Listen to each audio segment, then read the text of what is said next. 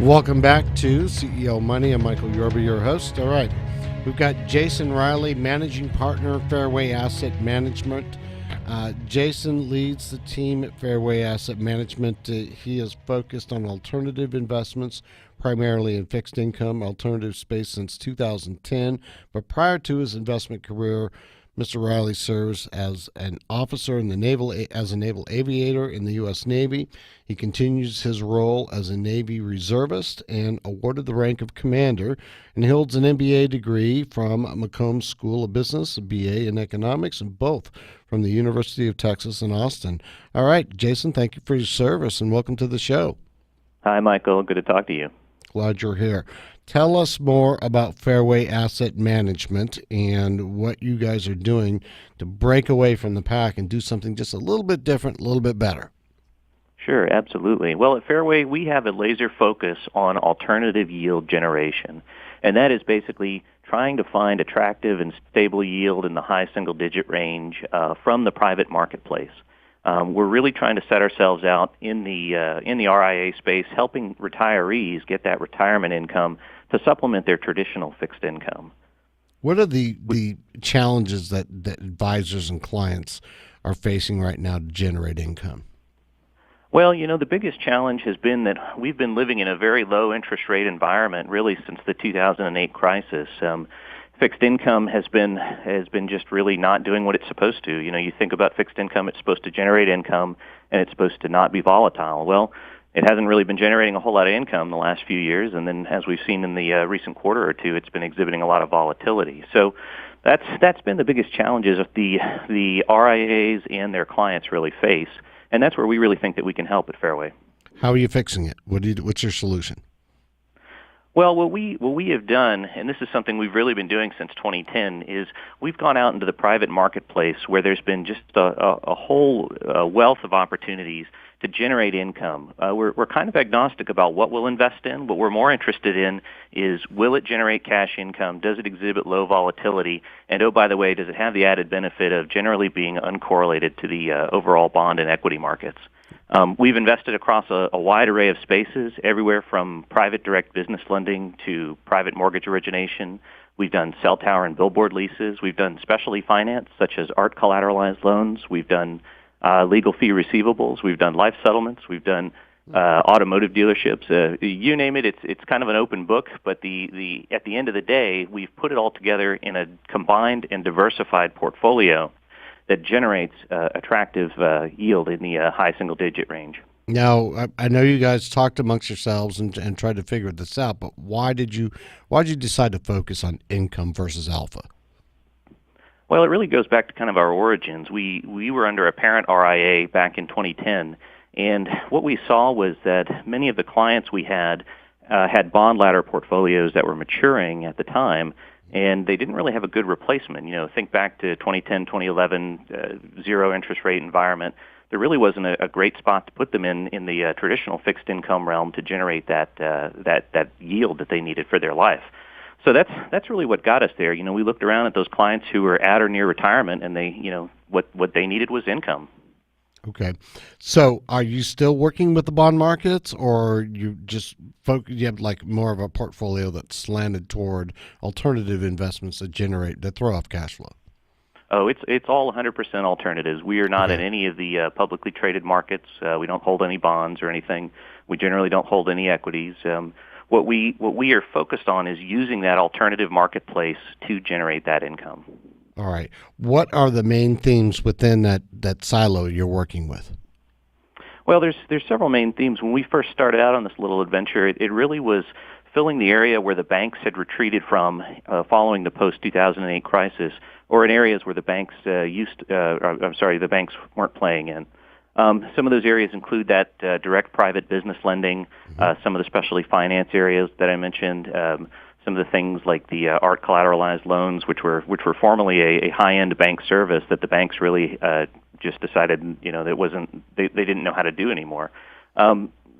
What we found was that in the wake of that crisis, when something on the order of 2,200 small and regional banks had closed up shop and disappeared, the private marketplace was really the only thing left to kind of fill the void. So that's really where we got our start, and that still is a big piece of our portfolio today. Since then, though, we've actually expanded into some of the more lucrative income-producing assets, and we've also expanded into more on the real estate-backed lending side, which is which we believe exhibits very strong fundamentals and is a very good defensive play against any sort of slowdown in the economy. Describe for me the lucrative income assets that you're talking about. Sure. Well, we've done several things. One of the things I mentioned was in cell tower and billboard leases. These are fixed, long-lasting assets that generate a monthly cash return back to the portfolio, and then accrete up in value over time as those leases come up for renewal or additional cell tower equipment gets affixed to it. Other areas include the equity and income-heavy businesses, such as automotive dealerships, and some other things like IT services and some medical businesses, all of which have generated income across kind of the entire economic spectrum between upturns, downturns, and sideways economies. Now, being that the kind of market forecast, the timing, the returns you're looking at, your horizon has got to go way out. And you're looking for things that will not only pay off now, but will continue to pay off and may even increase the payout later. Where are you seeing the pockets of opportunities relative to that longer time horizon? Well, we still believe that there is a wide array of opportunity in that area where the banks did retreat from. The banks are slowly starting to creep back in there, but it's going to take them, I think, still several years before they even get back to where they were in 2007.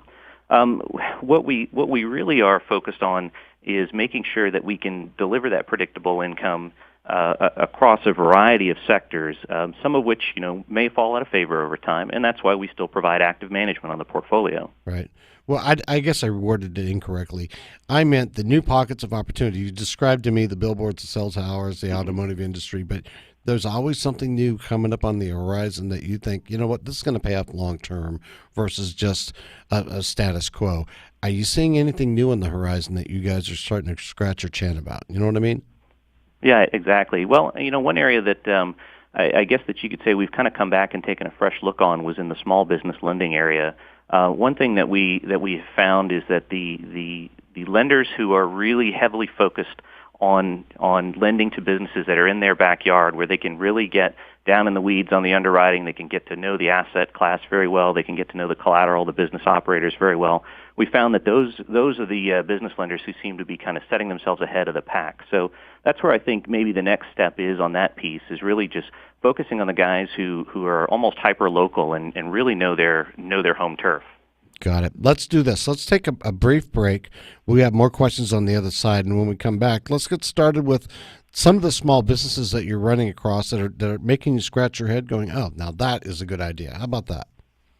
Absolutely. All right, we'll be right back with Jason Riley, Managing Partner, Fairway Asset Management. You've been listening to CEO Money with Michael Yorba. We'll be right back on the other side of this break.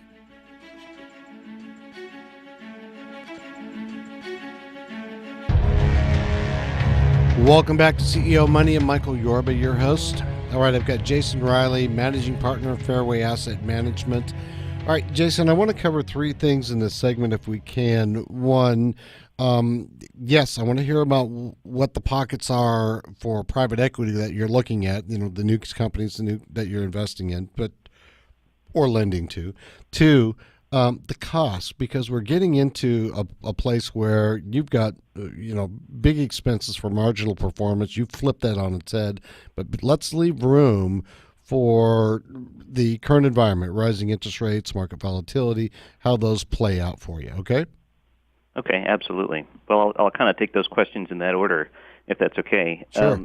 One of the areas that, as I was thinking about it, that we've invested in somewhat heavily over the last few years is in the life settlement space. And what that is for your listeners who may not be familiar with it, is there's a great opportunity out there for people with life insurance policies that really no longer need them. They've already gotten their estate planning done. They've got this policy they've had forever, and now they're thinking about letting it lapse.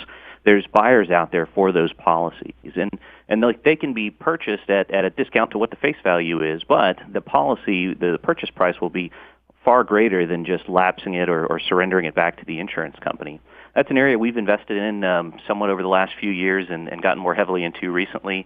And we also try to help the RIAs that we work with. We also try and help them out because, they have a number of clients who fit that profile, who are retired and have gotten their affairs in order, got all their wealth planning done, got their estate planning done, and they have this policy hanging out there. And so we can help provide the solution for that policy and get that family some cash for their current needs. Got it. I know a friend of mine who's making a fortune in that industry. He's doing very well. It's a good business. We like it, and it helps out people. Instead of just paying premiums and then having nothing to show for it at the end, you get a nice little check, and you can go do with it as you like. Right. The second question I think you asked was in the rising interest rate environment. Happy to talk about that. Okay, please.